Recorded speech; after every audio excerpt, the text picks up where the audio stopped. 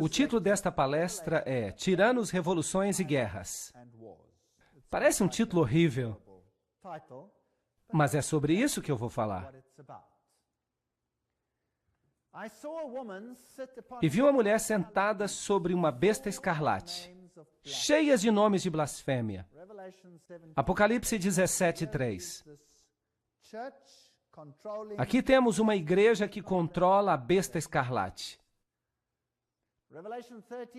Apocalipse 13:4 fala, e eles adoraram o dragão, sem saber, é claro, que deu o seu poder à besta, e adoraram a besta, que foi definida como aquele poder que governou durante 1260 anos.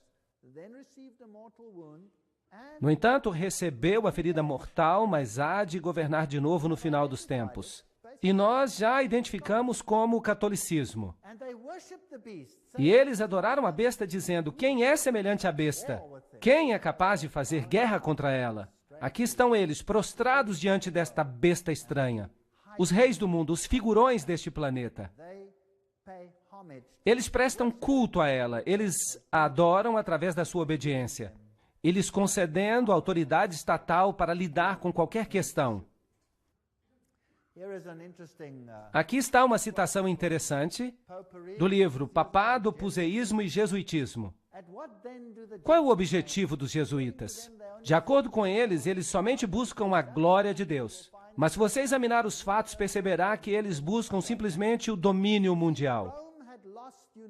Vejam que Roma perdeu o domínio universal durante a Reforma Protestante. Isso se tornou um grande problema. Um grande problema. E eles se tornaram indispensáveis para o Papa, que sem eles não poderia sequer existir, porque o catolicismo se identifica com eles. Eles se tornaram indispensáveis aos governadores, e são eles que decidem acerca das revoluções. E dessa forma, sob um nome ou outro, são eles que governam o mundo. Vejam que o papado se coroou governante de todo o mundo. O Papa se tornou o governante do mundo. Este é o Sacro Império Romano, que se espalhou por todo o planeta. Se nós olharmos os séculos de revolução, começando em 1750 até 1850,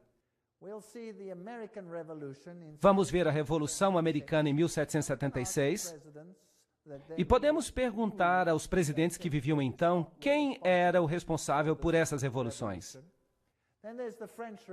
Então, a Revolução Francesa, em 1789, a Revolução Espanhola, em 1823, a Revolução Polonesa, em 1831, as revoluções alemã e italiana, em 1848, em 1917 tivemos a Revolução Russa.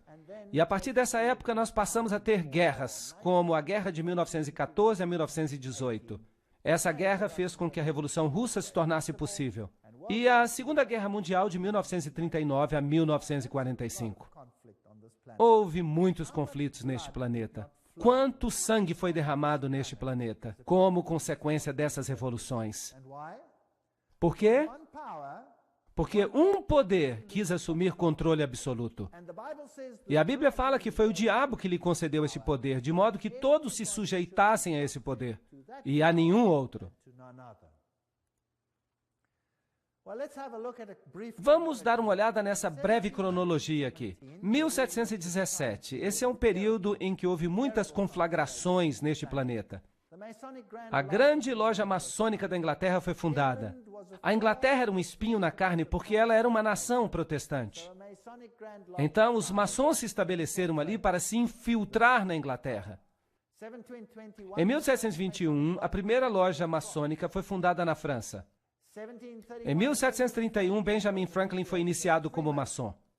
Em 1738, a Igreja Católica Romana condena a maçonaria. Agora, isto foi uma jogada brilhante. É isso que se chama pensamento dialético. Você cria uma organização, você se volta contra ela, os seus membros internos pertencem à organização, mas as pessoas que estão de fora, elas percebem que você se distanciou da organização e por isso nada que ela faz é culpa sua. Percebe a inteligência nisso? Mas vejam que todas as lojas maçônicas continuaram no Vaticano e todos os cardeais continuaram seus membros.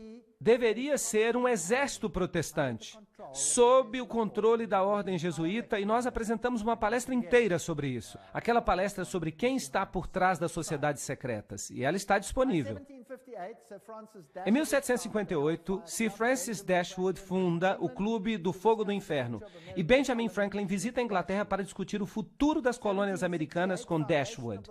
1768, a fundação do rito da observância estrita, ou seja, grau 33º, pelo barão von Hund, com base na tradição templária. Este é um ponto interessante.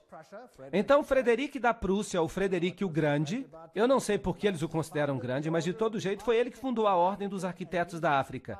E é ele que usa o título Illuminati para descrever as suas lojas neomaçônicas. Então, esta é uma história breve, para que nós continuemos.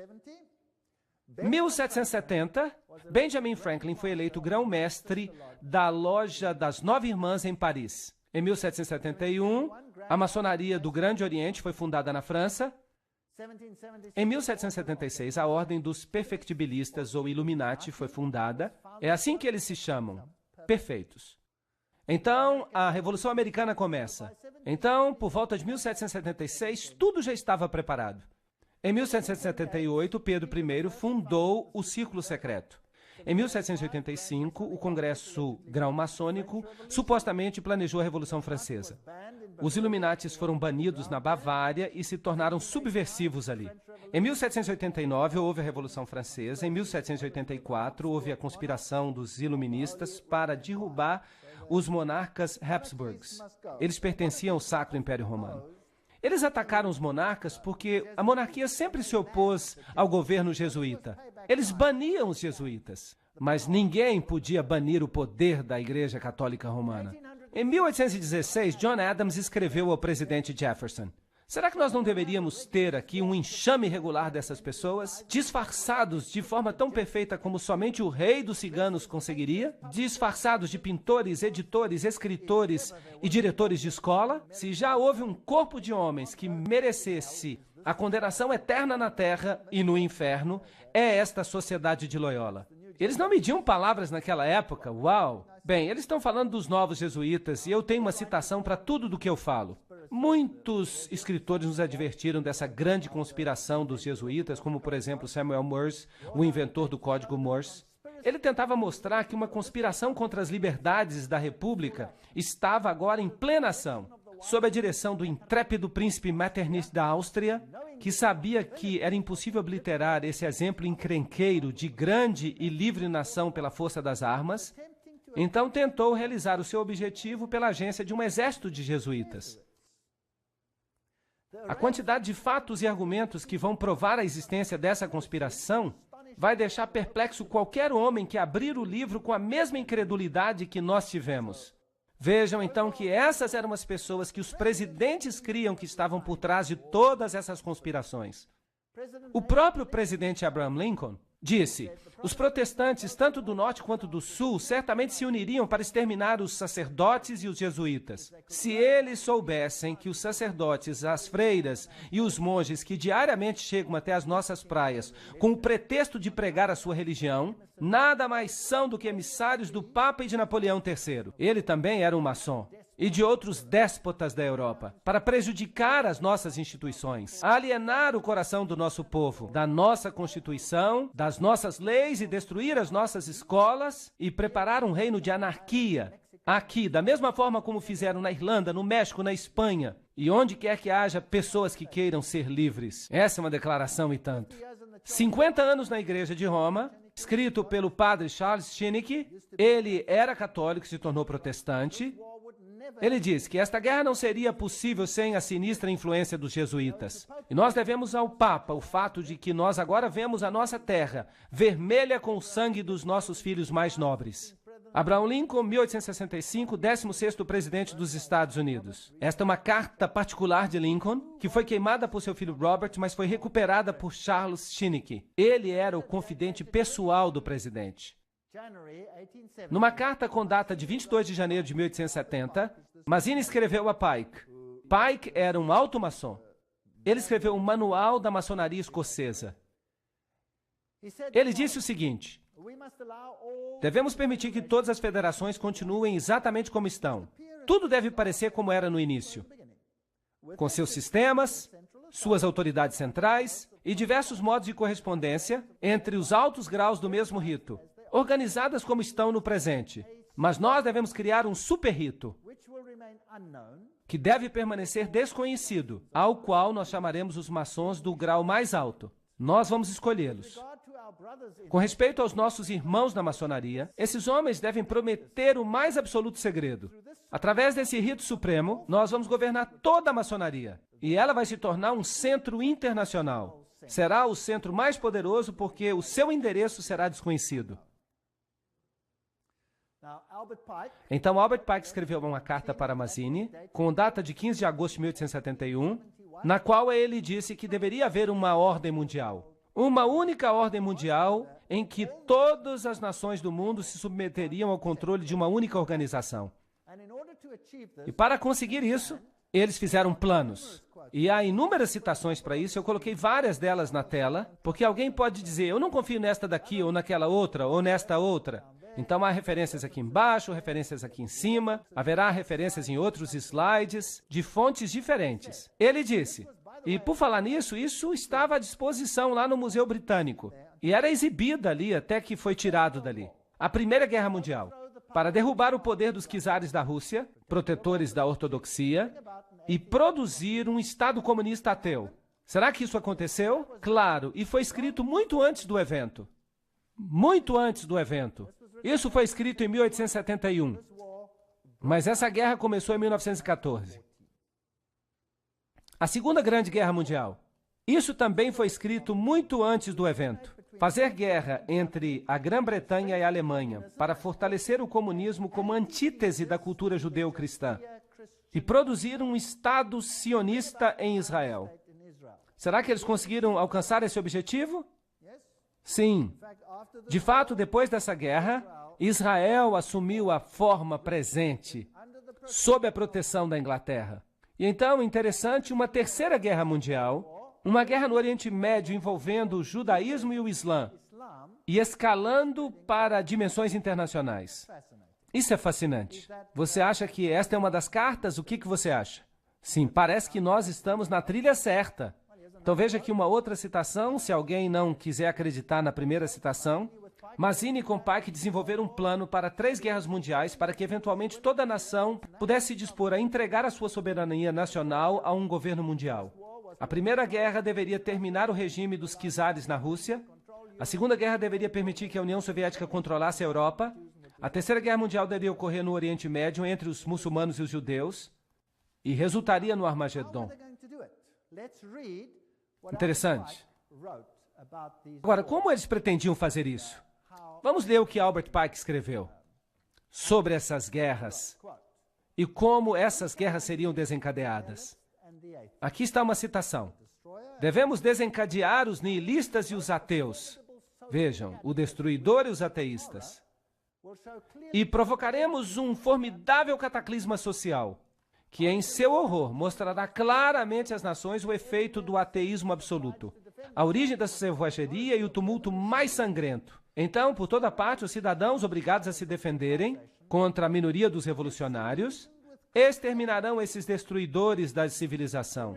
E a massa, desiludida com o cristianismo, receberá a luz pura através da manifestação universal da pura doutrina de Lúcifer. Será a destruição do cristianismo e do ateísmo. Ambos serão conquistados e exterminados ao mesmo tempo. Que plano inteligente. Então você esfrega os dois sistemas que você criou, um contra o outro, e você criou o ateísmo como antítese contra a cultura judeu-cristã, e você faz com que haja uma colisão entre os dois, até que eles se destruam.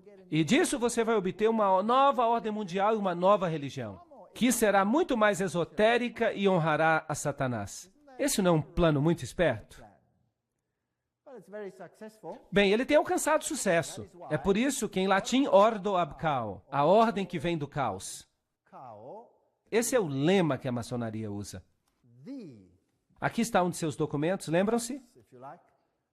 E eu tirei essa foto numa loja maçônica. E Weishaupt, o pai do jacobinismo, Lembra-se que falamos sobre isso quando abordamos Apocalipse capítulo 11? O jacobinismo foi o poder que desencadeou a Revolução Francesa. Falamos sobre isso na palestra de Apocalipse 11. Queda da Bastilha, a liberdade e a razão como deusa, substituindo no trono o cristianismo. Então o cristianismo foi removido e começou um novo reino. A monarquia foi deposta. Luís VI e sua esposa perderam a cabeça. Maria Antonieta foi decapitada. E isso acabou com a monarquia. Então Robespierre, que era o líder dos clubes jacobinos, iniciou um reino de terror. E o derramamento de sangue, a sua violência, não tem rivais no que nós já vimos antes. E Voltaire foi o principal filósofo da Revolução Francesa. E vocês podem procurar em qualquer enciclopédia britânica. Essa enciclopédia vai lhe dizer quem era Voltaire. O que ele era? Jesuíta. Eles vão dizer que ele era um jesuíta renegado, que deixou a Igreja Católica Romana para escrever contra ela. Não, não, não. Ele estava simplesmente desempenhando o seu papel com perfeição, porque eles estavam estabelecendo uma antítese. Vocês se lembram do voto que o jesuíta faz? Que eu vou ficar dos dois lados e vou fazer isso com perfeição, desde que no final das contas a Igreja-mãe vença.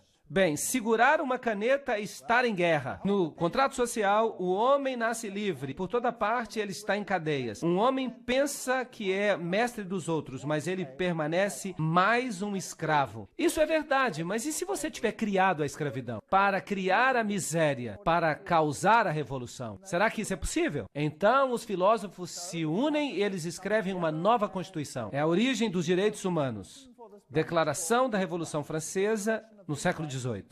A Declaração dos Direitos Humanos, o olho que tudo vê e pertence a Lúcifer, a serpente com a cauda na boca, a serpente doadora de vida, serpente eterna, e você tem esse chapéu jacobino esquisito aqui, no topo da espada. E se você observar esse conjunto todo, então você vai ver esse feixe de varas atadas umas às outras. Qual é o nome dessas varas? Vocês se lembram? Fasciae. Fasciae.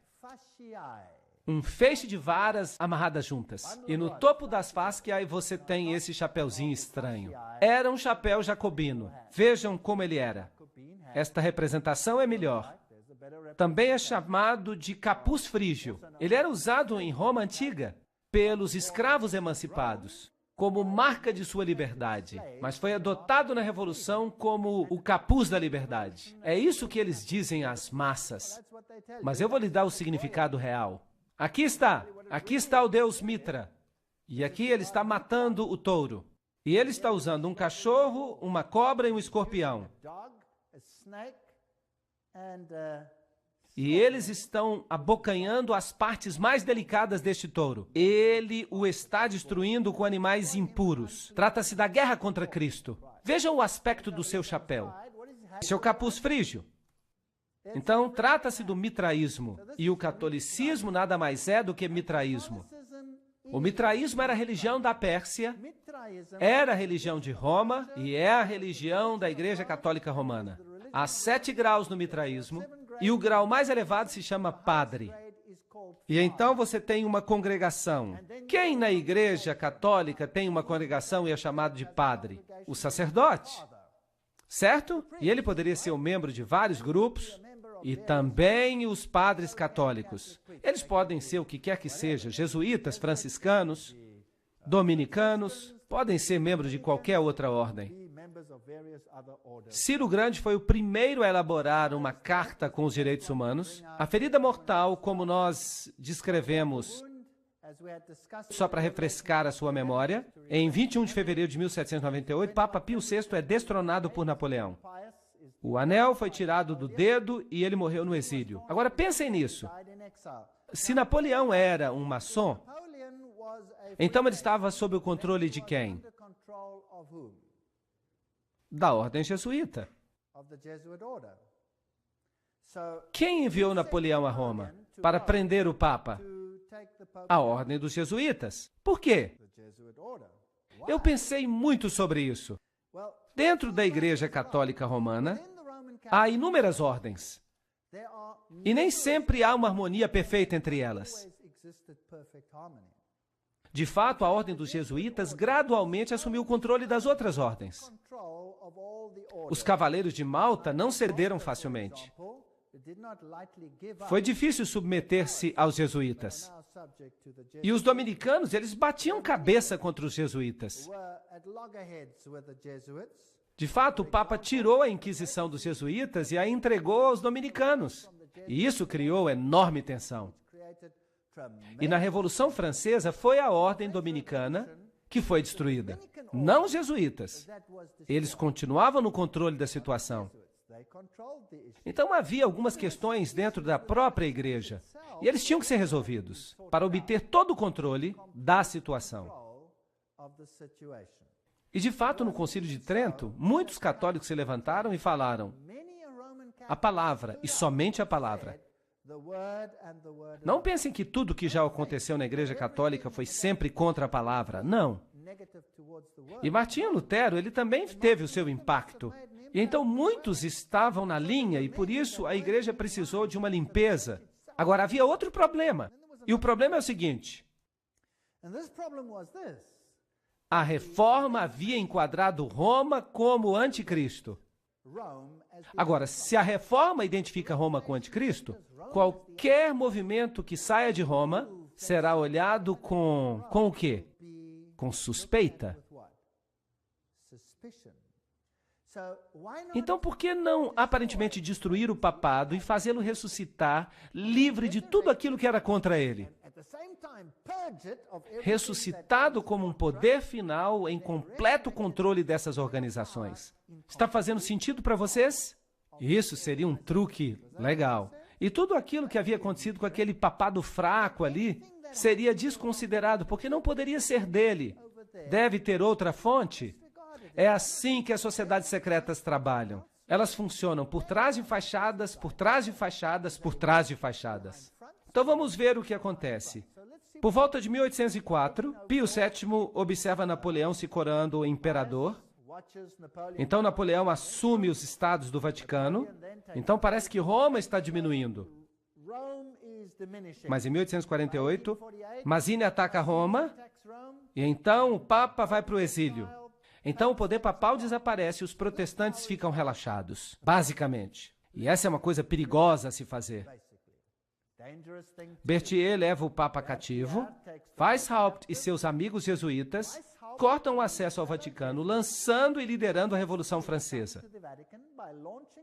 Ao dirigirem a conquista de Napoleão da Europa Católica e, eventualmente, fazendo com que Napoleão colocasse o Papa Pio VII na cadeia em Avignon, até que ele concordasse, como preço da sua libertação, a restabelecer a ordem jesuíta. Os jesuítas haviam sido banidos mesmo na Igreja Católica. Imaginem isso! E eles se tornaram subversivos.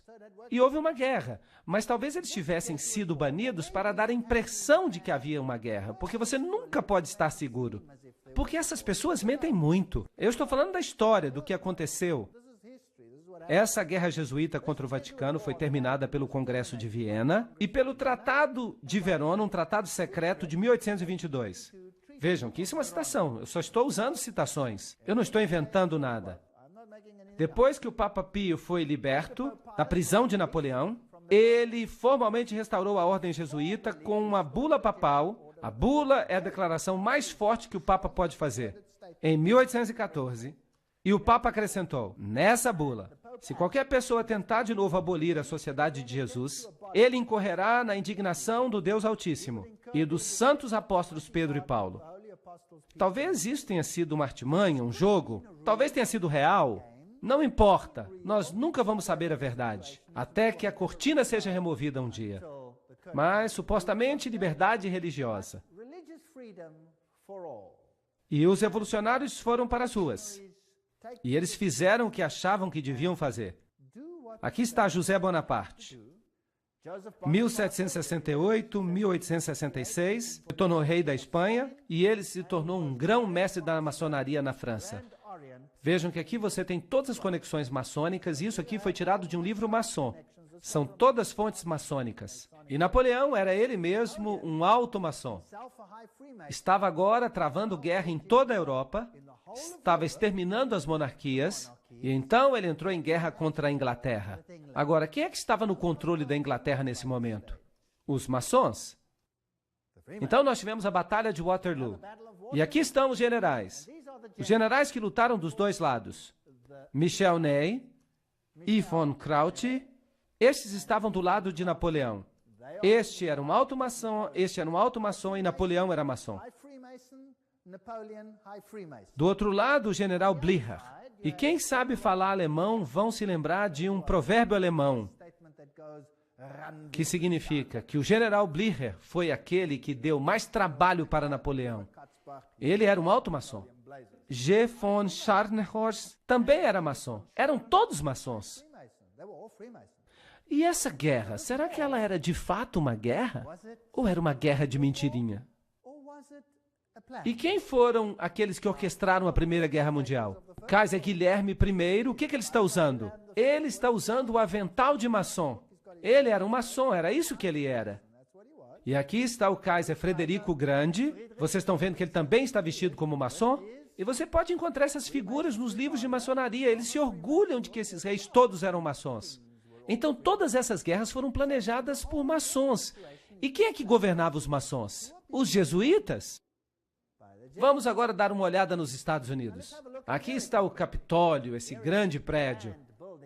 Aqui está a pedra fundamental do prédio, construído maçonicamente em 17 de setembro de 1932. Porque naquela época os Estados Unidos já eram governados por maçons. Claro que o povo comum não sabe disso, as instituições continuam as mesmas, mas estão sendo infiltradas. Se você observar a arquitetura, a águia, o simbolismo, o que você tem aqui é a adoração ao sol. Este é o mapa da cidade de Washington. Este é um simbolismo maçônico. Você tem aqui um bode de cabeça para baixo no mapa da cidade. Aqui você tem o compasso. E tudo funciona em blocos de 13. Por exemplo, o templo maçônico fica na rua 13. Todo o mapa da cidade de Washington é organizado de forma maçônica, dedicado a Lúcifer. Claro que os habitantes não sabem disso. A Casa Branca é construída com esta tremenda estela por perto, a altura da qual é 555 pés, não 666, porque este número pertence a uma hierarquia superior em Roma, mas temos 555.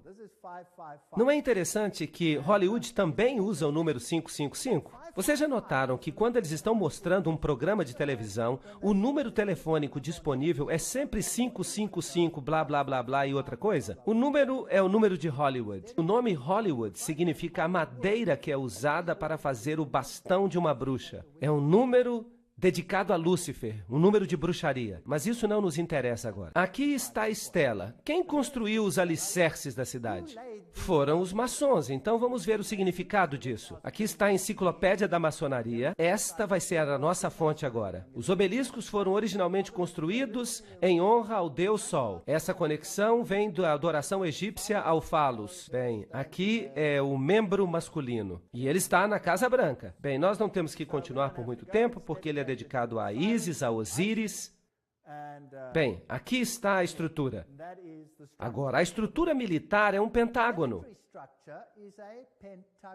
que é o centro mais alto do pentagrama, no qual 13 bruxas ficariam, de modo que elas consigam propagar uma maldição. Então, esta também é uma estrutura com tons de bruxaria. Bem, é apenas um edifício, mas tem algumas conotações. Bem, também a França, que tem uma nova filosofia, uma ordem para o novo mundo, e ela enviou aos Estados Unidos um presente, a Estátua da Liberdade. Então vamos perguntar à Unesco o que ela significa. A Unesco diz: os 7 raios de sol que emanam do halo de Mitra, aqui está o deus Mitra, simbolizam o seu triunfo sobre as forças das trevas. Agora, vocês precisam entender. Lúcifer diz que Miguel e seus anjos representam as forças das trevas e que Jeová é o diabo. Isso não é terrível? Lembram-se disso? E aqui está a Unesco nos dizendo que a cabeça da Estátua da Liberdade é adornada com 7 raios de mitra. Aqui está a tocha de Lúcifer.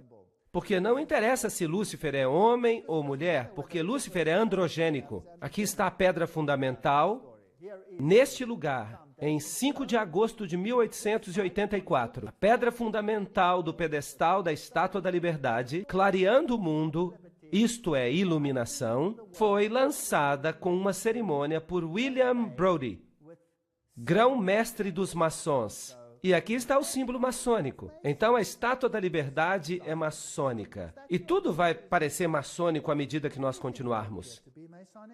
Texe Marrs escreve que, pairando sobre as águas brilhantes mas poluídas, ela segura em seu braço estendido e na sua mão uma tocha de fogo e luz. Um presente da ordem maçônica, os herdeiros modernos da herança Illuminati. A Estátua da Liberdade foi esculpida por Frédéric Bartholdi, membro da loja maçônica de Alsácia-Lorraine, em Paris, França. A estátua é significativa para as sociedades secretas que estão planejando a nova ordem mundial. E continua. Por volta de 1854, Pio proclamou a concepção imaculada da Virgem Maria. Maria sempre esteve no catolicismo romano. Mas agora Maria está sendo colocada no centro e está sendo legitimada como a Mãe de Deus e como uma entidade celestial. Em 1869, Pio reúne o primeiro concílio vaticano em Roma e em 1870 o dogma da infalibilidade papal é publicado. Agora temos um outro Deus na Terra. Esse é o triunfo do ultramontanismo. Os jesuítas passam a garantir que todo o poder se concentra nas mãos de um homem. O que acontece então? Em 1917, a Revolução Russa. E você tem então uma mensagem de Fátima. Há uma ligação com o Islã aqui. Na próxima palestra vamos falar exatamente disso. A Rússia se converterá. O Santo Padre consagrará a Rússia a mim. Então houve uma visão do inferno. E então há uma visão de que o presente Papa sofrerá um ataque na tentativa de assassiná-lo. E aquilo aconteceu. Bem, não é difícil, você planejou tudo desde o início, dizer o que vai acontecer. Percebem? Não é muito difícil. Vamos então ver agora os paralelos entre a Revolução Francesa dos Jesuítas e a russa. Eles funcionam assim. As duas revoluções se basearam nos escritos comunistas dos maçons, Voltaire e Marx. Os jesuítas aperfeiçoaram o comunismo em seus sítios no Paraguai. Eles testaram no Paraguai se funcionaria ou não. Eles o aperfeiçoaram lá. As duas revoluções saquearam as igrejas estatais, as duas revoluções terminaram com a monarquia. Em ambos casos, as dinastias Bourbon e Romanov haviam expulso os jesuítas. Eles foram embora nos dois casos, e eles não queriam arriscar de novo. As duas revoluções produziram repúblicas, apenas na forma, mas tinham monarquias absolutistas no poder. Eram controladas pelas pessoas que estavam no poder. As duas revoluções declararam o ateísmo como a religião do Estado. As duas revoluções realizaram um reino de terror com uma polícia secreta de inquisição. E, imaginem, foi mesmo um reino de terror. Milhões morreram. Stalin é pessoalmente responsável pela morte de milhões de pessoas. As duas revoluções resultaram em ditadores militares responsáveis pela eliminação dos que discordavam. O mesmo padrão, se funcionou uma vez, por que não usá-lo de novo? As lições aprendidas nessas repúblicas platônicas, lá no Paraguai, elas forneceram a base para o Manifesto Comunista de Marx, pela qual toda a nação da Terra seria diminuída a uma redução guarani, assim destruindo a classe média branca protestante, à medida que restaurasse o feudalismo comunal da Idade Escura de César e do Papa. Isso é uma citação. É uma declaração forte, mas ela resume tudo.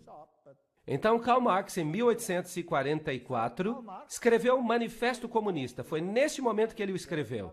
E ele foi publicado em 1848. Em 1928, um concílio papal na Alemanha influenciou o Partido Católico de Centro, tornando-o de direita, e ajudou a promover Hitler ao poder. Agora, quem é Adolf Hitler? Em 1929, Pio dissolve o Partido Católico. Ele já tinha feito o seu trabalho e as pessoas já estavam prontas para votar. E no mesmo ano ele se coroa como soberano do mundo. Que arrogância! Agora o Papa se tornou o soberano do mundo. No mesmo ano, ele assina alguns documentos.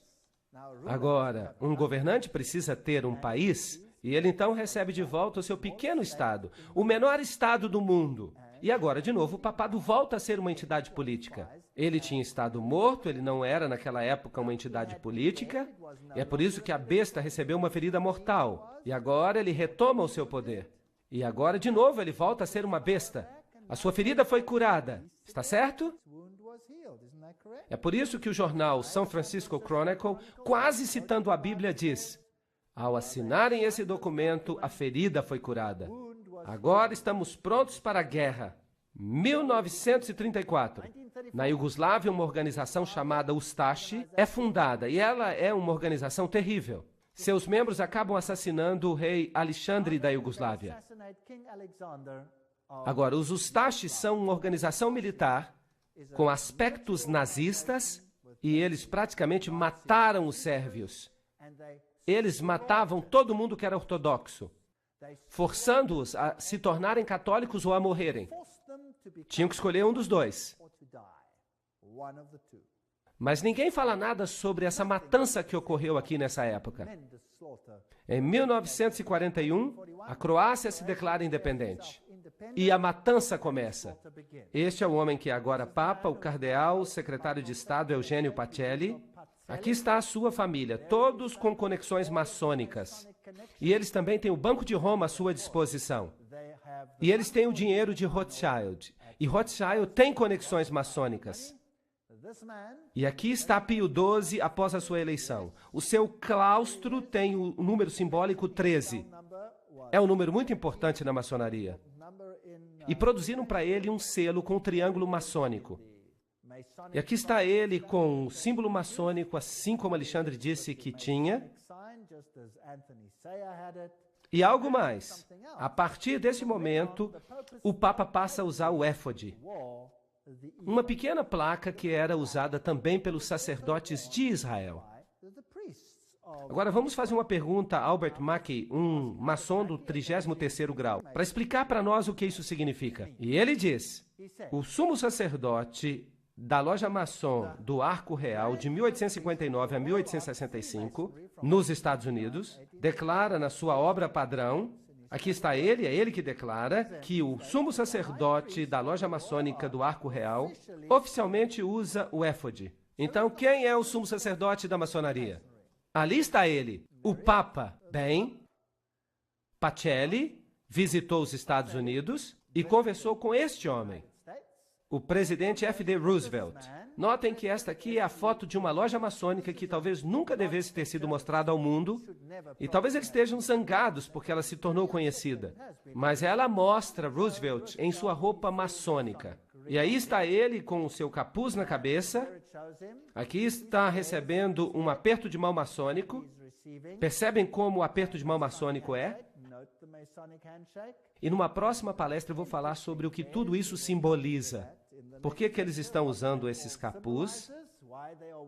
E ele nomeia Myron Taylor como emissário especial ao Vaticano. Vamos olhar agora uma lista dos líderes políticos da maçonaria nos Estados Unidos. Eu só vou fazer citação. De fontes diferentes, de páginas da internet, vocês podem verificar isso. Só para mostrar quem está no controle atualmente. Nós vamos passar rapidamente por esses nomes, mostrando os graus nos quais se encontram. Bill Clinton, 33º grau. Newt Gingrich, 33º grau. Bob Dole, 33. Jack Kemp, 33. Storm Thurmond, 33. Colin Powell, 33. Jesse Helms, 33. Barry Goldwater, 33. Al Gore, maçom, talvez grau 33. Aqui está outro James Monroe, Andrew Johnson, James Garfield, McKinley, Roosevelt, é claro, William Taft, Franklin Roosevelt, Harding, Lyndon Johnson, Gerald Ford, Ronald Reagan, George Bush, todos eles, Yitzhak Rabin, Yasser Arafat, Príncipe Philip, Duque de Kent e muitos outros. Aqui está outra fonte. Saddam Hussein, isso é interessante. Vamos ter que falar dele, ele também era grau 33 na maçonaria. Tony Blair, grau 33. Gerhard Schröder, primeiro-ministro da Alemanha, grau 33. Benjamin Netanyahu, grau 33. Yasser Arafat, grau 33. Ronald Reagan, Gorbachev, Helmut Kohl, Shimon Peres. Helmut Kohl também faz parte do Comitê dos 300. François Mitterrand, grau 33. Ele era da Loja Maçônica Grande Oriente. Yitzhak Rabin, Willy Brandt, todos esses aqui eram maçons. Aqui há mais. Joseph Stalin, ele era um dos Illuminati, que fazia parte da Loja do Grande Oriente. Leon Trotsky, também da Loja do Grande Oriente. Henry Kissinger, membro do Comitê dos 300. J. Edgar Hoover, grau 33. Cecil Rhodes, Aleister Crowley. Walt Disney era um maçom do grau 33. Olaf Palme, Al Gore, Tony Blair. Joseph Mengele, isso é interessante. Ele era o assassino em massa dos nazistas. Ele era um dos Illuminati. Robert McNamara. Estão todos aqui, até Billy Graham. Vamos continuar. John Glenn, Buzz Aldrin. Todo mundo que já fez uma viagem até o espaço precisa ser maçom. Dos graus mais elevados. Edgar Mitchell. Vamos continuar. Francis Bacon, Lord David Owen. Todos os grandes negociadores. Richard Holbrooke. Eu só estou passando por alguns. Alan Greenspan. Peter Wallenberg. A rainha Elizabeth, que é a rainha dos Bilderbergers.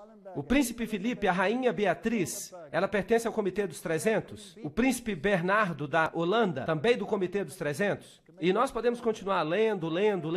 Ted Kennedy, Rockefeller, o barão Guy de Rothschild. Hillary Clinton, que é uma dama da Sexta Ordem, ela é uma maçom muito elevada. Albert Pike, é claro, vocês também conhecem. Bertrand Russell, Otto de Habsburg, todos estes são maçons. Aqui está Edgar Hoover, o presidente Dwight D. Eisenhower. Aqui está ele honrando com uma grande cruz de grau 33, numa cerimônia especial da Casa Branca, e eles não têm vergonha de nada disso. Praticamente todos os presidentes dos Estados Unidos estão na galeria presidencial da loja. Eu mesmo tirei esta foto. Eu entrei na loja maçônica, eu entrei na sessão dos presidentes e eu tirei cada uma dessas fotos.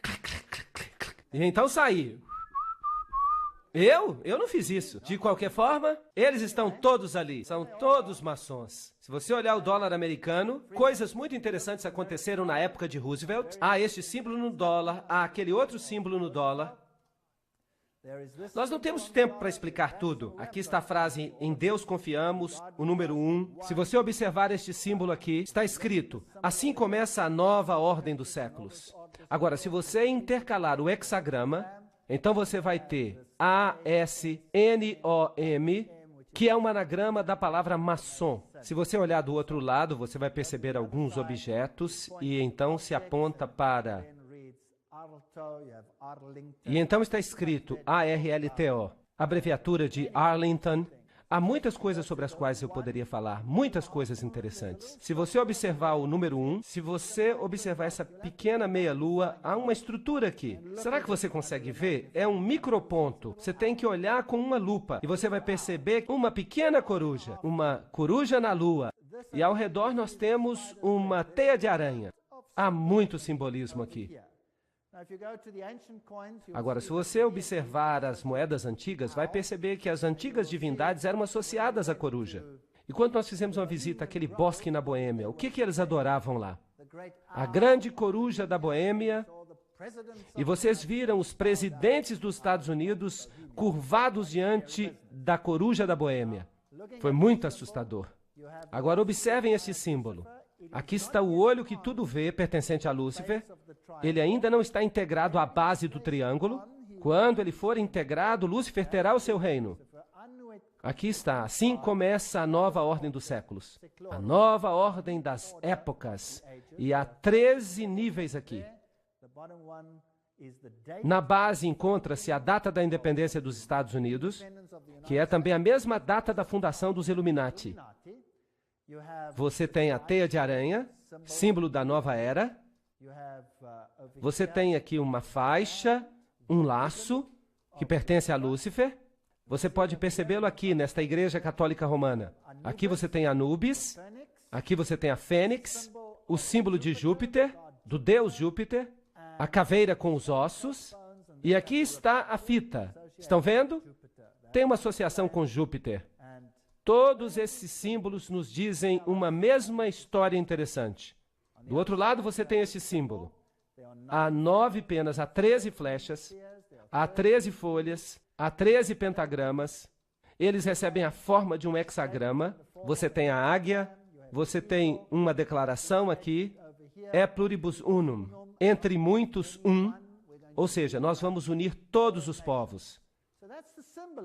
Este é o simbolismo de uma nova ordem mundial. Está no dólar. O mundo todo será unido sob um governo central.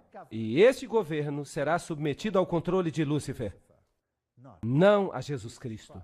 Agora, Jesus Cristo sabe disso, permite que isso aconteça e Ele está no controle. Ele nos diz de antemão que isso vai acontecer. E então, no final da história, será Jesus que vai governar este planeta.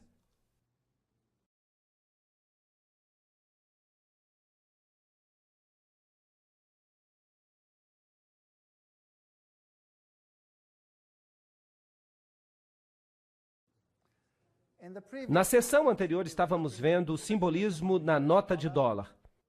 E vimos todos esses símbolos. Tudo é maçônico. E esses símbolos apareceram na nota do dólar depois da época de Roosevelt. Apocalipse 13:11. E eu vi outra besta vindo da terra, e ela tinha 2 chifres como de um cordeiro, e ela falava como um dragão. Vamos tratar desta profecia em detalhes, em uma outra palestra. E ela exercita toda a autoridade da primeira besta, e nós vamos descobrir que se trata do catolicismo romano, e faz com que a terra e seus habitantes adorem a primeira besta, cuja ferida mortal foi curada. Aqui temos um aliado protestante que vai reforçar as ordens católicas. Mas eu vou falar sobre isso em outra palestra, que se intitula Duas Bestas que Ficaram Amigas. Até a arquitetura é interessante. Aqui está a Basílica de São Pedro, aqui está o prédio do Capitólio. A arquitetura é idêntica. Claro que o prédio foi planejado, o prédio americano, pelos maçons. E quem é que controla os maçons? A ordem dos jesuítas. Agora vamos observar um pouco o simbolismo aqui. Vamos ver umas questões interessantes. Agora estamos prontos para a Segunda Guerra Mundial. E aqueles países que vão desempenhar os papéis mais importantes são os aliados. Este homem aqui, Winston Churchill, e ele era o quê? Maçom do grau 33. Nós já vimos o presidente Roosevelt na sua roupa de maçom. Ele era maçom do grau 32 ou 33. E aqui temos Stalin. Claro que ele era membro da loja do Grande Oriente. Isso significa que ele era maçom de grau 33. Todos do mesmo lado. Trecho de um relatório do embaixador Harriman em Moscou ao Departamento de Estado no dia 30 de junho de 1944. Stalin pagou tributo à assistência oferecida pelos Estados Unidos à indústria soviética antes e durante a guerra. Ele disse que cerca de 2/3 de todas as empresas industriais na União Soviética foram construídos com a ajuda dos Estados Unidos e sua assistência técnica. O outro terço com a ajuda inglesa. Então, quem construiu a União Soviética? Quem a construiu? O Ocidente. O Ocidente a financiou e construiu. Aqui você vê Winston Churchill na sua loja maçônica druida, com todos os seus amigos druidas ao seu redor. Bem, eu estou falando de fatos reais, eu não estou fazendo conjecturas. Você se lembra de Pearl Harbor? Felizmente, os 50 anos da declaração de segredo já passou, e agora sabemos como fato, porque isso já foi revelado, que os americanos sabiam que Pearl Harbor ia ser atacado, não é verdade? E eles decidiram que eles não fariam nada a respeito. Por quê? Porque eles precisavam de um incidente para iniciar a guerra. A Constituição americana não permitia que os Estados Unidos entrassem na guerra, e eles precisavam de um incidente. Por isso, eles o criaram. De fato, isso é um assassinato em massa do seu próprio povo, não é verdade? Eles sabiam a respeito, já era conhecimento comum. Isso está nas notícias, acabou-se o pacto de segredo dos 50 anos, e agora ninguém mais pode negar isso. É um fato. Então, os Estados Unidos, já uma vez na história, matou milhares dos seus habitantes para permitir que uma coisa que não era possível antes se tornasse possível depois. Já que tiveram sucesso uma vez, vocês acham que eles podem repetir isso? Eu fico imaginando. E o outro lado? Hitler. Hitler disse: eu aprendi muito da ordem dos jesuítas. Até agora, nunca houve nada mais grandioso na Terra do que o sistema hierárquico da Igreja Católica. Eu repeti muito de sua organização no meu próprio partido. A SS foi constituída de acordo com os princípios dos jesuítas. Himmler, o chefe da SS, tinha uma conexão íntima com os jesuítas através de seu pai e irmão. Hitler falou dele: eu posso ver que Himmler é o nosso Inácio de Loyola. E Joseph Goebbels também era um jesuíta treinado. Então vemos os dois lados. Quem os controlava a ambos? Os mesmos partidos. Isso é chamado de tese e antítese. Goebbels, Himmler, esses homens eram jesuítas. Eles eram fascistas. Adolf Hitler, fascista, usando o simbolismo do Deus Sol. A cruz maltesa, os símbolos do Deus Sol. Aqui está ele com Hindenburg. Ele mesmo era maçom. Tudo isso foi planejado. Ele ganhou os jovens para que ficassem de seu lado. Uma das principais personagens católicas a ajudar Hitler a assumir o poder foi Franz von Papen. E Franz von Papen era, obviamente, o líder do Partido Católico. Foi ele que promoveu a Hitler. Então pode-se dizer que a Igreja Católica promoveu a Hitler. Essas duas fotos têm significado maçônico, mas vamos falar sobre isso mais tarde. Vejam que os símbolos que o Terceiro Reich escolheram eram símbolos maçons. Vejam que houve uma aliança feliz no início, mas depois ela deteriorou. Percebam aqui uma saudação do tipo maçônico. Hitler se reuniu com os líderes da igreja e vejam aqui os cardeais fazendo a saudação a Hitler. Percebam que a igreja se envolveu intimamente com o movimento nazista. Aqui estão vários cardeais saudando a Hitler. O Papa e o Führer. Vejam que até hoje há uma dificuldade muito grande para que o Papa Pio seja canonizado por causa das suas conexões com o movimento nazista. Aqui está o novo bispo do Reich, Ludwig Müller. Ele era protestante, estava saudando a Hitler. Ele está apertando a mão com Hitler. Vejam que o bispo protestante anterior já não mais existia, porque Hitler o havia executado. Então, este aqui era uma marionete. Vejam aqui, católicos e protestantes, um do lado do outro. Tentem entender a guerra. Vamos pensar sobre ela. Quem é o problema em termos da Igreja Católica? Em primeiro lugar, a Igreja Ortodoxa no Oriente havia sido um problema. Mas a Primeira Guerra Mundial resolveu isso. O czar tinha sido removido e a Igreja Ortodoxa foi sujeitada, como serão todas as igrejas, para que tudo pareça certo, ao ateísmo comunista. Mas os líderes do comunismo eram todos católicos. De fato, eu já viajei a muitos desses países e os mais velhos me disseram daquelas pessoas: agora nós entendemos. Porque os líderes do regime comunista, porque todos eles frequentavam a Igreja Católica. Se eles eram ateus, por que eles eram católicos tão bons? Esse exército poderoso é então construído, a Alemanha é dividida. O norte da Alemanha, e particularmente o lado oriental da Alemanha, é todo protestante. São luteranos, e todos eles são céticos em relação ao papado. Mas o sul da Alemanha é todo católico. Nos países ortodoxos, como toda a União Soviética, você tem a Igreja Ortodoxa controlando a mente das pessoas. Agora, desde que o comunismo assumiu, isso foi reduzido, foi sujeitado. A Igreja Ortodoxa foi sujeitada ao Estado. Então vem uma guerra tremenda. E os símbolos levados aqui são os símbolos de Lúcifer. São também usados na teosofia. Você pode vê-los aqui. Aqui está a suástica. Aqui está a serpente que vê tudo. E o próprio Adolf Hitler era um tremendo ocultista. É claro que, como iniciado jesuíta, é isso que ele tinha que ser. Mas a roupagem externa de religião que ele tinha era o catolicismo. Você encontra a mesma suástica aos pés de Buda. E como eu já lhes disse antes, foi um sacerdote jesuíta, o padre Stempfel, não Hitler, que realmente escreveu Minha Luta. Então, um jesuíta escreveu o livro.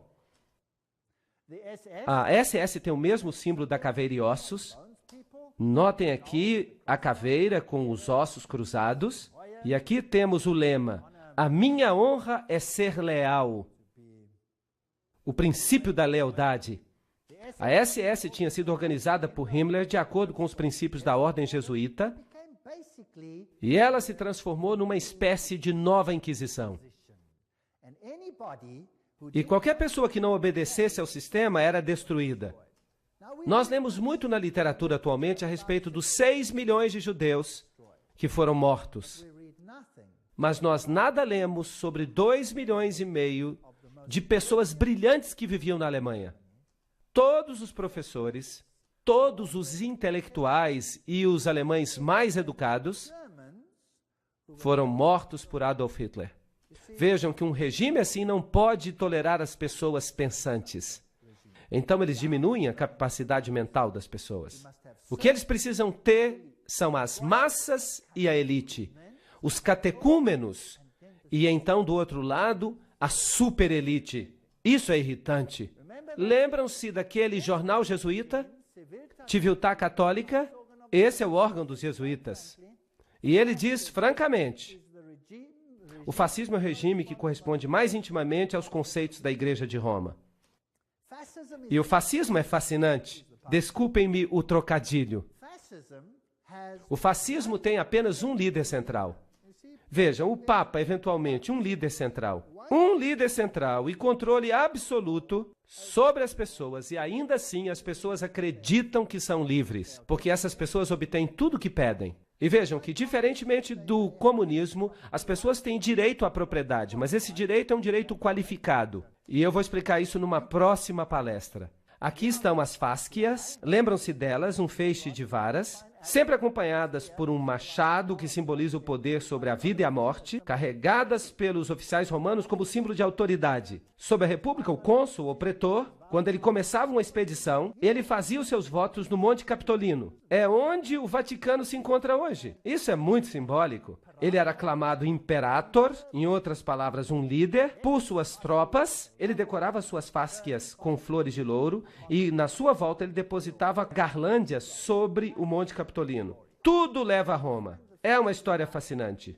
Onde você encontra as fáscias, você deve saber que Roma está por trás delas. As fáscias podem ter esta forma, ou então o machado pode estar no meio, ou pode ser uma lança, como foi na Revolução Francesa. Tudo isso aqui é fáscia. Onde as fáscias podem ser encontradas? Em 1888, a campanha do futuro presidente Grover Cleveland, Benjamin Harrison o derrotou, mas Cleveland foi reeleito para um mandato não consecutivo em 1892. Aqui está a águia em pé sobre 2 fáscias. Conseguem ver? Fascismo oculto nos Estados Unidos. Vocês sabiam que os Estados Unidos deveriam estar tão longe do fascismo quanto o Ocidente é do Oriente? Bem. Não é fascinante que, se você olhar o Capitol e você for bem alto lá no edifício, você vai perceber, aqui temos fáscia. Então, eventualmente, os Estados Unidos vão se tornar um país fascista. Ninguém creria nisso. Há 50 anos, há 500 anos, há 10 anos, talvez até mesmo há 5 anos. Mas hoje, o que vocês acham? Será que nós estamos vendo hoje um controle absoluto sobre os indivíduos, assim como acontecia na época da SS? Será que uma nova lei vai aparecer para proteger as pessoas em relação ao Estado? Sim ou não? Vocês já ouviram falar da lei dos patriotas? Muitas leis interessantes vão aparecer. Que tipo de governo é esse? Interessante? Aí está. Vocês sabiam que a fáscia por trás do pódio da Assembleia Legislativa em Washington, D.C.? Nós temos uma espécie de machado de ouro. Sim, o machado das fáscias. Parece que eles sempre souberam isso. Só estão esperando uma oportunidade. Aqui temos moedas romanas antigas com as fáscias. Aqui estão as fáscias atrás de uma moeda de 10 centavos. Nos Estados Unidos, com a chama ali. Fáscias também no dólar americano. Aqui temos a insígnia da Guarda Nacional. Ela tem fáscias. Há fáscias na Estátua da Liberdade. Vamos ler o que Anthony Sutton... Lembram-se desse homem? Ele escreveu sobre caveiras e ossos e ele foi educado nas universidades de Londres. Ele era um pesquisador da instituição Hoover. Era um homem importante. Vamos ver o que ele tem a dizer. Como a ordem cria guerra e revolução. Nós falamos sobre caveira e ossos. Eles são os Illuminati e eles são os jesuítas. Eles trabalham por trás dos bastidores. A história operacional da ordem só pode ser compreendida dentro do panorama do processo dialético hegeliano. Hegel foi o homem importante que disse que sempre precisamos criar dois opostos, a tese e a antítese. Ele disse, esfregue um no outro, não importa quantas pessoas morram nesse processo. Então você vai conseguir o que você realmente queria. Desse axioma se segue que o conflito controlado pode criar uma história predeterminada. Por exemplo, quando a Comissão Trilateral discute a administração de conflito, nós já lemos esta citação antes. Então vamos pulá-la. A síntese, ou seja, a aproximação, buscada pelo estabelecimento, é chamada de nova ordem mundial. Sem administração de conflito, essa nova ordem mundial nunca vai existir. As ações individuais e aleatórias na sociedade jamais levariam a essa síntese, porque elas são artificiais, portanto, elas precisam ser criadas. Você escuta sobre uma guerra aqui, outra guerra acolá, você escuta falando de revoluções. As revoluções precisam ser financiadas, mas ninguém fala sobre quem financia as revoluções.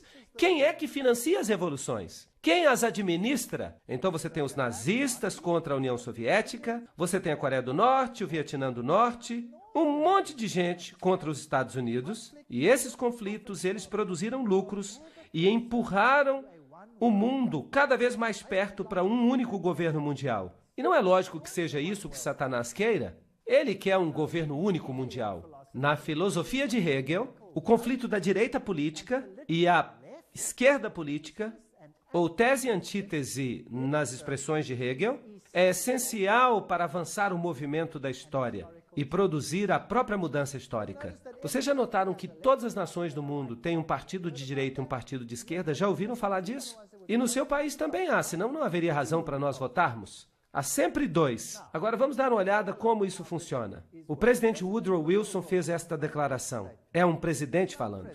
Alguns dos homens mais importantes dos Estados Unidos, nas áreas do comércio e da manufatura, eles sabem que há um poder tão organizado, tão sutil, tão completo, tão onipresente que seria melhor eles não falarem sobre ele em voz alta, quando eles tentam condená-lo. Ahá! Aqui está o poder que controla todas as coisas. Karl Marx, no Capital, ele propõe que o capitalismo seja a tese e o comunismo seja a antítese. Por isso há jesuítas que defendem o capitalismo e há jesuítas que defendem o comunismo. O conflito de opostos deve, no sistema hegeliano, produzir uma sociedade que não seja nem capitalista nem comunista. Isso é síntese. Além do mais, no esquema hegeliano de eventos, esta nova síntese refletirá o conceito do Estado como Deus. E o indivíduo será totalmente subordinado a esse Estado poderoso. Percebem o que o Estado está falando? 2,5 million Germans sizzle-fit. Qual é, então, a função de um parlamento ou de um congresso para os hegelianos? Essas instituições existem meramente para permitir que os indivíduos sintam que suas opiniões têm algum valor e para permitir que um governo tire vantagem de qualquer sabedoria que o camponês pode acidentalmente demonstrar. Certo? Agora vamos ver o que o próprio Hegel fala. Vocês vão ouvir agora o grande filósofo Hegel, a quem todos os políticos se inclinam. Ele diz, em virtude dessa participação, a liberdade e o orgulho subjetivos, com sua opinião geral, os indivíduos podem se demonstrar palpavelmente eficazes e desfrutar da satisfação de sentir que eles valem alguma coisa.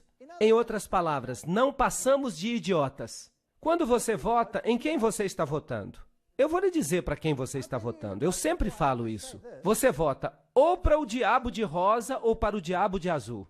O voto não faz diferença alguma. É uma anedota. A política é uma piada. A guerra, o conflito organizado das nações para os hegelianos, é apenas o resultado visível do conflito entre ideias. Na opinião de John Dewey, o mais querido hegeliano do sistema educacional moderno, diz: a guerra é o mais eficiente pregador da vaidade de todos os interesses meramente finitos. Ela coloca um fim àquele egoísmo peculiar a um indivíduo, pelo qual ele alega que a sua vida e a sua propriedade pertencem a ele ou à sua família. Entenderam isso? Você pode dizer, claro que Roma não acredita assim. Ah, eu vou lhe mostrar algumas bulas papais que vão fazer os seus cabelos arrepiarem. Compare isso com o espírito e a letra da Constituição dos Estados Unidos. Ela diz exatamente o oposto. Para esses elitistas, o Estado é supremo. E a elite autonomeada que governa o Estado age de fato como o próprio Deus na Terra. Os outros não passam de catecúmenos. Massa, gado. Os livros das faculdades apresentam a guerra e a revolução como resultados meramente acidentais das forças em conflito. Nesses livros você encontra a evidência de que as revoluções precisam de financiamento e que a fonte desse financiamento é, em muitos casos, Wall Street. Os veículos operacionais para a criação de conflitos. A chave da história moderna está nos seguintes fatos. Os elitistas estão intimamente associados aos marxistas e nazistas. Eles participam dos dois lados, porque o que eles criaram não passa de um jogo. Neste memorando, nós apresentaremos o conceito de que a história mundial, certamente desde 1917, reflete deliberadamente o conflito criado com o objetivo de causar uma síntese, uma nova ordem mundial. Vamos ver como funciona. Aqui está a ordem. A tese é a Rússia marxista. A Segunda Guerra Mundial acontece. A antítese é a Alemanha nazista. Quem os financia? Quem financia os russos? A companhia Guarantee Trust. E quem financia os nazistas? A companhia Guarantee Trust. E então você tem a companhia W.A. Harriman, etc. E você tem as mesmas pessoas deste outro lado. As mesmas pessoas financiam os dois lados. E então você tem a Revolução Bolchevique em 1917. E então em 1933 Hitler sobe ao poder. Há um conflito entre os dois, há muito lucro. E então, o resultado depois da Segunda Guerra Mundial, as Nações Unidas são criadas como primeiro passo para a nova ordem mundial. O financiamento é para os dois lados. Em 1948, a corrida armamentista. Em 1950, Maria passa a receber peregrinações. Em 1950, Francis Matthews diz que é necessária a guerra nuclear com a Rússia e começa a disputa entre os dois. Vejam quantas pessoas foram mortas por Stalin. Entre as 1.766.188 vítimas até o início de 1922, cifras obtidas dos documentos soviéticos, cerca de 5.000 eram sacerdotes, professores, freiras, etc., da Igreja grega. Mas logo a perseguição se estendeu aos milhões de luteranos, reformados, batistas, metodistas e especialmente os cristãos menonitas. A circulação da Bíblia não foi apenas proibida, mas passível de exílio. Foi isso que Stalin fez. Stalin matou milhões. Nós ouvimos de 6 milhões de judeus, mas é melhor pensarmos em termos de 30, 40, 50 milhões de pessoas. Quando falamos de Stalin, o maior assassino em massa que este mundo já conheceu. Foster Dulles, presidente Kennedy. Qual é a história aqui? Aqui está Kennedy, e ele é casado com esta jovem Jacqueline. E eles começaram a dirigir os Estados Unidos em direção a um tremendo conflito. Todos os presidentes têm jogado esse jogo. Eventualmente, esse presidente morre. E este aqui assume. Lyndon Johnson. Querem saber algo interessante? Um presidente tem que fazer um juramento à Bíblia para que ele possa assumir o cargo. Vocês sabiam que Lyndon Johnson se recusou a fazer o juramento pela Bíblia? Lyndon Johnson fez o juramento com a juíza Sarah T. Hughes. Logo após o assassinato, a juíza trouxe uma pequena Bíblia para que fosse feito o juramento. Mas esta foi substituída por um missal romano, um livro de missas, que estava no avião. Então ele se recusa a jurar pela Bíblia, ele jura pelo missal católico. Isso não diz algo, não é interessante? Eu acho isso muito interessante. Então, por que esse presidente teve que morrer? Ele era católico, afinal das contas. Será que é possível que nem todo católico seja tão facilmente enganado? Aqui está o desfile das motocicletas passando. Aqui está a senhora Kennedy ajudando os agentes. O agente Clint Hill sobe no carro. Ele sobe na traseira depois do tiro no presidente. Aqui estão as rosas que ela recebeu. Muito interessante. Aqui está Dallas. 22 de novembro de 1963. John Fitzgerald Kennedy, 35º presidente dos Estados Unidos, visitou Dallas. Isso é interessante. Vejam o número 11 ali em cima. Aqui está o edifício. Aqui está o edifício de onde ele saiu. Ele foi aparentemente assassinado daquela janela. É isso que dizem. Aqui está uma visão mais ampla. Aqui está a placa. E eles escreveram ali o que aconteceu. Em 22 de novembro de 1963, esse edifício ficou notoriamente conhecido quando Lee Harvey Oswald, e alguém teve o trabalho de sublinhar isso, supostamente, atirou no presidente John Kennedy e o matou. A maioria das pessoas não crê que Lee Harvey Oswald assassinou o presidente. O carro do presidente veio por esta rua. Esta árvore ainda não existia. E o tiro saiu daquela janela lá em cima. E o assassinato aconteceu mais ou menos no lugar onde eu estou em pé para tirar esta foto. Note que quando o carro veio aqui, ele estava deste lado da estrada. E imaginem centenas de pessoas em pé de cada lado da rua. E aqui há uma pequena elevação e você pode avançar um pouco mais nela. Você vai chegar até uma cerca. E se você olhar dessa cerca, você vai ver a rua aqui. E aparentemente, quando os tiros foram disparados, cerca de 100 pessoas, inclusive a polícia, eles não correram na direção do edifício, eles correram para essa elevação na direção da cerca. Então, por que eles correram para frente do presidente e não para trás do presidente? Aparentemente, se diz que Lee Harvey Oswald deu tiro por trás e ele foi o único a dar tiros. Ele deu um tiro por trás e o atingiu aqui. Seria um tiro maravilhoso, por falar nisso. Só há um problema. A cabeça do presidente não foi para frente, ela foi para trás. E ele então o atingiu na garganta. E havia uma pequena entrada na frente e uma saída enorme por trás. E eu pergunto, o tiro chegou pela frente ou por trás? Pela frente? Não apenas isso. Houve tiros também de outros lugares. E eles se intercalaram de modo que todos eles atingiram o presidente. Há evidências que até mesmo o motorista, que era canhoto, se virou e deu um tiro no presidente com um revólver também. Ele foi acertado inúmeras vezes. Das testemunhas que correram na direção da cerca, cerca de 100 deles, quase todos eles, exceto por uma ou duas mulheres que foram ridicularizadas, foram também assassinados. Isso não é estranho? Você não acha que seria estranho todas as testemunhas morrerem? É estranho. Este foi um dos maiores encobertamentos a existir. Aqui está a cerca. E quando você olha para cá, era assim que era. Alguém por trás da cerca poderia atirar. Esta seria a visão de trás da cerca. Eu tirei esta foto. E o carro estaria aqui. E ele teria atingido o presidente desta distância bem curta. E ele teria atingido pela frente. E é interessante que a cabeça do presidente se moveu para trás e para o seu lado esquerdo. Uau! Assim. Isso significa que ele deve ter recebido o tiro do lado da frente? Certo? Isso não é lógico? Muito bem. Será que sou eu que estou dizendo isso ou isso é conhecimento público? Isto é conhecimento público. Mas, no entanto, é negado pelo governo. Ele só tem um bode expiatório, Lee Harvey Oswald. Aí está o lugar onde Kennedy morreu, bem na direção daquela cerca. Vamos olhar então como morreu JF Kennedy. Vamos ver como a televisão mostrou essa questão. E você então vai ter a sua própria opinião. Vamos ligar o som.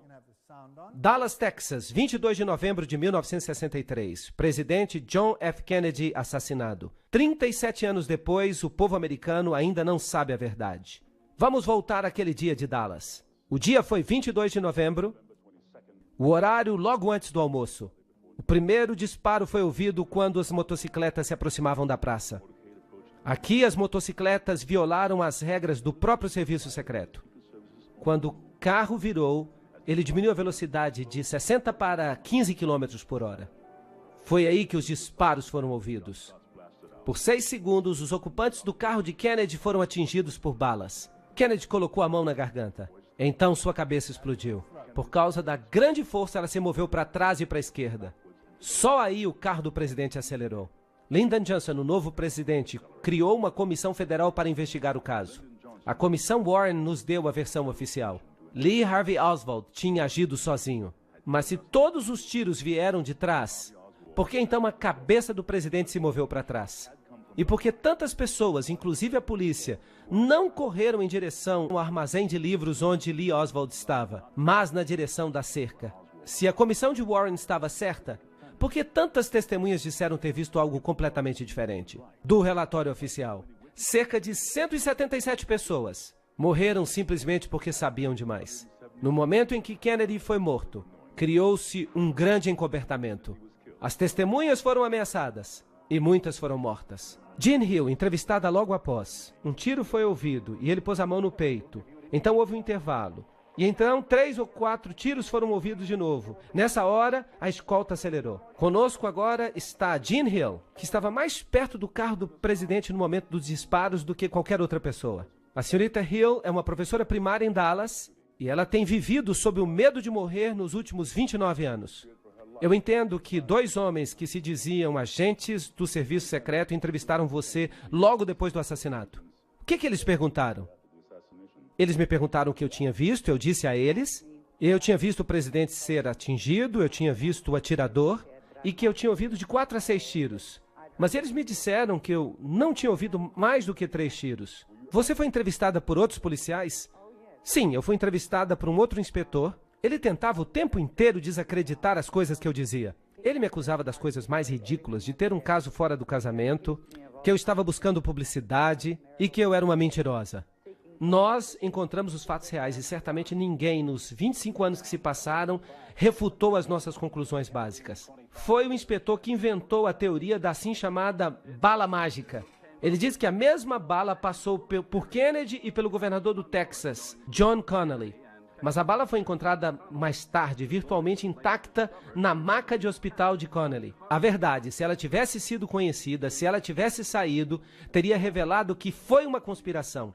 Uma conspiração para matar o presidente, e ela necessitava de um bode expiatório, alguém que pudesse levar a culpa. Havia coisas demais que nós não deveríamos ter visto, como o teste de parafina dado a Oswald, que provou conclusivamente que Oswald não tinha disparado o rifle naquele dia. Ou a câmera espiã encontrada em posse de Oswald, que lhe havia sido dada pelo governo americano. Ou a carta de Oswald ao nosso senhor Hunt, pedindo a sua próxima missão. O único Hunt que nós conhecemos neste caso é Howard Hunt, da CIA, que tinha um escritório juntamente com Oswald em Nova Orleans. O escritório pertencia a Guy Bannister, um membro do FBI. Não apenas o endereço dele estava nos panfletos favoráveis a Castro de Oswald, mas a conta que Oswald usava para imprimir os panfletos pertencia à CIA. Howard Hunt com a CIA, Guy Bannister com o FBI e Lee Harvey Oswald, todos no mesmo escritório. Aqui está uma teoria de como o presidente Kennedy foi morto. A escolta de Kennedy deveria virar 2 vezes, levando diretamente a uma triangulação. O primeiro tiro partiu da cerca, atingiu a Kennedy na garganta. O segundo tiro veio do edifício Daltex, perto do armazém de livros. Ele entrou nas costas de Kennedy. O terceiro tiro veio do canto sudoeste do depósito de livros, no 7º andar. O quarto tiro veio do Daltex. Ele errou por pouco, atingiu o meio-fio, ferindo um transeunte. O 5º e o 6º disparos foram feitos quase simultaneamente, do depósito e da cerca. Ambos atingiram a cabeça de Kennedy. Um da parte de cima, movendo-o para frente, e então, um instante mais tarde, um de cima, movendo-o para trás. Outra teoria inclui o motorista, o agente do serviço secreto William Greer, como um dos atiradores. Observem o motorista atentamente. Aqui você vê o passageiro na frente, virando para trás, olhando para o presidente. Em vez de pulando para ajudá-lo, ele volta-se para frente. O motorista agora está se virando. A arma aparece e ele dispara. Você o verá repetidamente nessas sequências. Kennedy já foi atingido na garganta. Ele está caindo para a esquerda. O motorista agora começa a virar. O seu braço esquerdo passa por cima do ombro direito. E ele dispara agora. De novo você vê o motorista virar. De novo a arma aparece. Ele está se virando de novo. A arma aparece, ele dispara. Você pode ver claramente ele se virando. A arma aparece sobre o seu ombro direito. Uma das primeiras atividades de William Greer, o motorista, depois que a limusine presidencial chegou ao Hospital Parkland, foi conseguir um balde e uma esponja com água. E ele começou a lavar o sangue e pedaços de cérebro que estavam na limusine do presidente. Há uma nova teoria sobre o assassinato de John F. Kennedy. Um cientista do governo diz que as fitas da polícia dão nova evidência de um segundo atirador. Se pudesse ser provado que o barulho na fita é um disparo e que ele de fato veio daquela colina cheia de grama, então teríamos evidência de que havia um segundo atirador, além de Harvey Lee Oswald. Mas até agora, poucos concordam com as conclusões a que chegou Thomas. Eu gostaria de saber por que demorou tanto para que esta informação e a verdade fosse exposta. Em primeiro lugar, ela não foi exposta ainda, e eu não acho que ela jamais o seja. Os segredos do governo têm uma finalidade, e uma finalidade apenas. Não é impedir que os inimigos saibam o que está acontecendo, mas é impedir que o povo americano saiba o que está acontecendo. E toda a evidência que existe, ou pode ter existido, que implicaria o governo no assassinato de Kennedy, pode-se ter certeza que essa evidência foi agora destruída. Então, mesmo que mostremos tudo agora, as chances de resolver o assassinato de Kennedy e atribuir a culpa a um partido suspeito é quase impossível. Por que alguém mataria um presidente dos Estados Unidos tão popular? Kennedy estava alterando o status quo. Ele sabia que ele não podia mais confiar na CIA. Ele estava transferindo as operações secretas diretamente para os chefes de Estado. Logo depois disso, ele despediu Alan Dulles, que tinha sido diretor da CIA desde 1953. Kennedy continuava a fazer inimigos, embora evitasse confrontações. Ele até ordenou que as tropas americanas saíssem do Vietnã. Bem, vocês perceberam o motorista se virando, se vocês conseguiram. É difícil de ver. Você viu a cabeça virando para cima. Você deve ter visto tudo isso. O livro Assassinos do Vaticano diz que depois do fracasso da invasão da Baía dos Porcos, o presidente Kennedy mudou. Por causa da traição do Conselho de Jesuítas com respeito às relações estrangeiras na pessoa de McGeorge Bundy, ele procurou quebrar a CIA em milhares de pedaços. Agora, a CIA é o serviço secreto. Para que quebrar isso? Então ele exigiu a volta da moeda americana até o padrão de ouro. Isso era um grande problema. Isso pararia o tesouro americano. E uma outra coisa que ele disse, eu vou separar a igreja do Estado. Eu acho que isso foi um grande engano. Um engano aos olhos dos jesuítas. Lembrem-se que Loyola disse, finalmente vamos ganhar uma engenhosa ascendência sobre princesas, nobres e os magistrados de todos os lugares, para que eles estejam dispostos a nosso comando de sacrificarem até mesmo suas relações mais íntimas, seus amigos mais próximos, quando dissermos que é para o nosso interesse e vantagem. Isso é fascinante. Nós sabemos que Jacqueline Kennedy cresceu num convento jesuíta. Mas vamos deixar assim. Um dos principais escritores dos discursos de Nixon durante 3 anos inteiros foi o padre jesuíta, reverendo John McLaughlin. Ele escrevia os discursos de Nixon por um salário de $32 mil por ano. Era muito dinheiro naquela época. E aqui está o próximo presidente, Gerald Ford. Era um maçom de grau 33. Eu tirei esta foto eu mesmo numa loja maçônica. E ele assina dizendo que é um maçom de grau 33. Essa gente não é quem ela diz que é. Quando nós olhamos para ele, e nós olhamos esses apertos de mão e a aliança santa entre o papado e os Estados Unidos da América, e por falar nisso, esta foto é muito importante. E Reagan nomeou este homem para ser um representante no Vaticano. representative to the Vatican. Em 1987, o Papa João Paulo II visita os Estados Unidos e o presidente Reagan se encontra com ele e diz: quando falardes, ouviremos. Não há nenhuma separação entre igreja e Estado aqui, pois de todo o nosso coração nós desejamos tornar esta terra melhor ainda. E o Papa respondeu: eu venho como amigo, amigo da América e de todos os americanos, católicos, ortodoxos, judeus, todos os homens de boa fé. Isso é interessante. Vejam aqui os dois juntos. De novo, esta é uma foto maçônica, mas não vamos falar em detalhes. Esta também é outra foto maçônica, mas não vamos entrar nos detalhes. Como é que eles planejavam as viagens deles? Vamos perguntar a eles. Aqui está Ronald Reagan, planejando a sua visita ao presidente da Rússia. Gorbachev propôs uma reunião em Reykjavik, na Islândia. Washington concordou. Os astrólogos escolheram a data e o tempo da partida e às 9h45 de 9 de outubro, Reagan viajou para Reykjavik. Uau! Ele está agora agindo como Nabucodonosor. Vamos chamar os astrólogos para que eles nos digam quando esta reunião deve ocorrer. Vocês sabem? O 11 é uma data muito importante. Os presidentes morrem nela, os edifícios caem nela. O meu Papa é João Paulo II. Confirmo para vós, como o Papa do meu segredo, o Papa sobre quem eu falo às crianças durante as aparições, o Papa do meu amor e da minha tristeza. É isso que Maria aparentemente disse às crianças, lá em Fátima. Este é o Papa do meu segredo. Significa que Maria havia predito que haveria uma tentativa de assassiná-lo. E os canais modernos, através do Padre Golby, dizem que este é o Papa da promessa.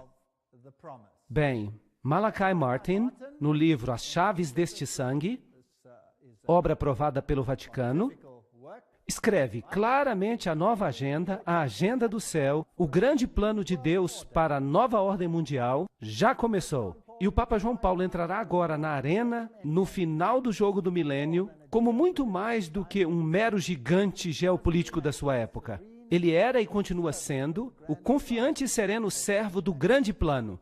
Eles estão usando linguagem maçônica. Ele vai ser o poderoso chefão, o líder. Todo esse derramamento de sangue, todas essas guerras, na Alemanha o que aconteceu?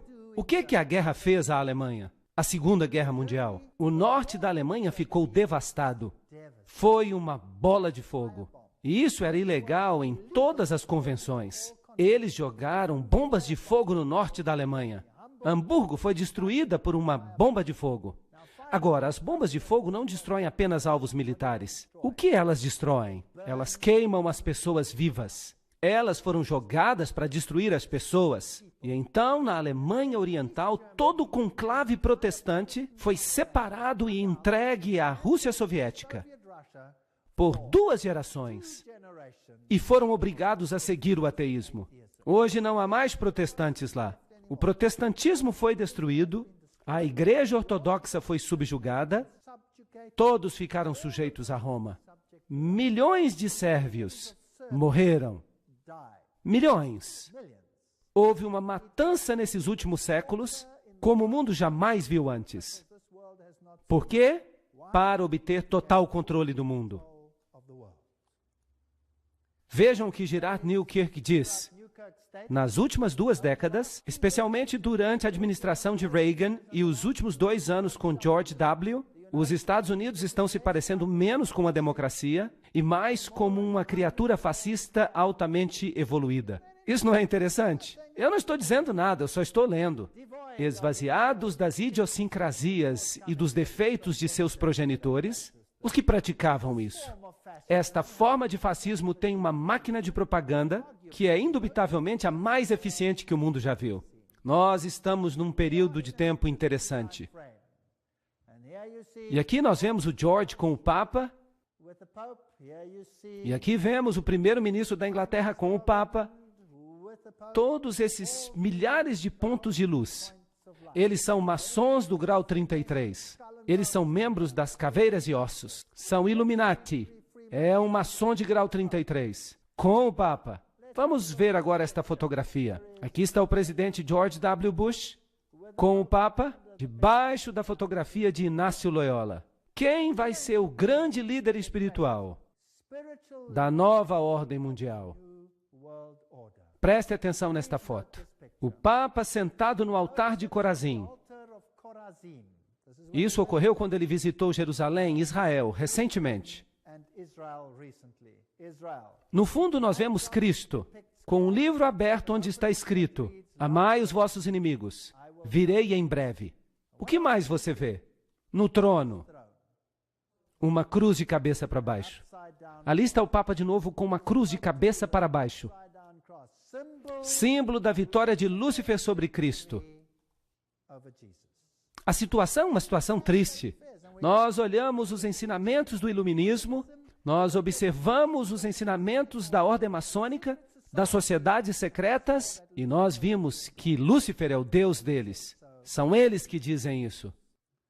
E então, o que devemos fazer? Sair dela, povo meu, para que não participeis de seus pecados. Eu creio que nós estamos no limiar da história. Eu acredito que os eventos finais estão se desdobrando. E eu creio que nós não precisamos ter medo, porque Deus disse que Ele lhes daria a oportunidade para que eles se revelassem. A apostasia final contra Deus vai terminar na maior vitória que o universo já testemunhou. E logo, o reino da glória começará. Bem, se você pensa que nós estamos falando de um futuro distante, eu tenho uma notícia para você. Está às portas. Jesus está voltando. Obrigado.